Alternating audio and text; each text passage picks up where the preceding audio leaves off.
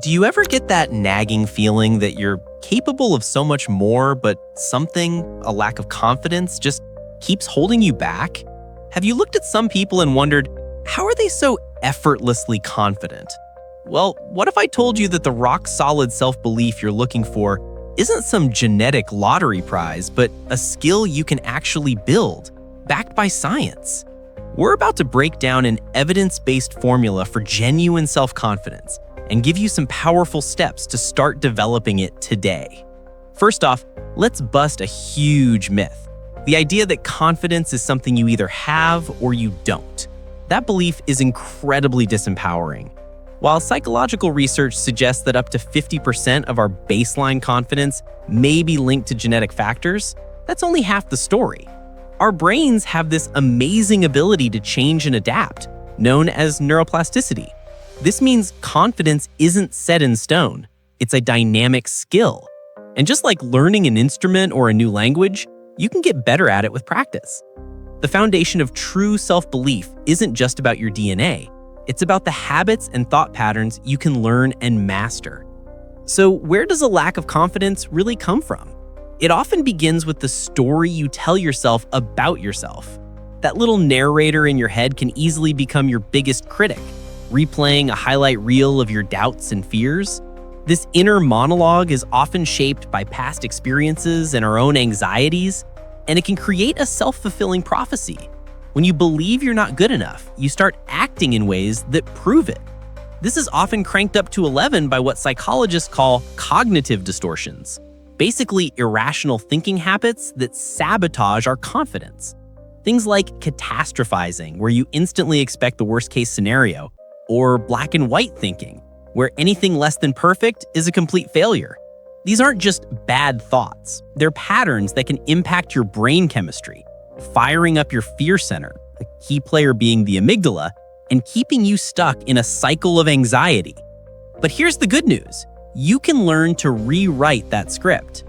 This brings us to our first strategy, a powerful tool borrowed from cognitive behavioral therapy, or CBT. It's a simple 3-step process to reframe those negative thoughts. First, you have to observe. You can't change what you aren't aware of. Just start noticing your negative thoughts without judgment. Acknowledge them like a scientist observing data. You might notice yourself thinking, there's that thought again that I'm gonna bomb this presentation. Second, challenge that thought. Ask yourself, is this thought 100% true? What's the evidence against it? You might remember past presentations that went great, or all the hard work you've put in. This step interrupts the automatic negative feedback loop and brings a dose of logic into the picture. You're basically cross-examining your own self-doubt. And third, replace. Once you've challenged the thought, replace it with a more balanced and realistic one. Instead of, I'm going to fail, try something like, I'm prepared for this, and I'm capable of handling whatever comes my way. This isn't about forced positivity, it's about building a more accurate and constructive narrative.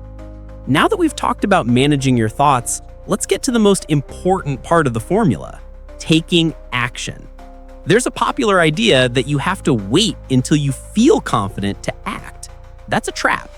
Neuroscience and psychology show that confidence often follows action, not the other way around. This creates what's known as an action confidence loop. You take one small, manageable action, even when it's scary, you survive. Maybe you even do well. Your brain logs this as evidence that you're competent. That little win gives you a bit more confidence to take the next, slightly bigger step, which in turn builds even more confidence. It's an upward spiral. A great way to kickstart this is to create what author Patrick King calls a confidence résumé. This isn't for a job, it's for you. Take some time to write down all your past accomplishments, big and small, every single challenge you've overcome, every skill you've learned.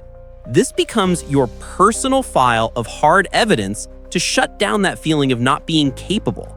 When doubt starts whispering, you can pull out your resume and remind yourself of everything you've already achieved. So the formula for genuine science-backed confidence isn't some big secret. It's a skill built on a few key ideas. First, know that confidence is a skill you can absolutely build regardless of where you're starting from. Second, take charge of your inner world by learning to observe, challenge, and reframe the negative self-talk that has been holding you back. And third, create that positive feedback loop by taking small, consistent actions that prove your own competence to yourself. Building that unshakable self-belief is a journey, not a destination. But it's a journey where you are in the driver's seat. You have the ability to change your thoughts and actions, and by doing that, you can build the life you truly want to live. Now, I'd love to hear from you. Which of these strategies are you going to try first? Let me know your commitment in the comments below. If these ideas are clicking with you and you're ready to stop letting self-doubt run the show, do me a quick favor and hit that like button and subscribe. It makes a huge difference. And I've got a question for you. What's one negative thought you're ready to challenge? Drop it in the comments below.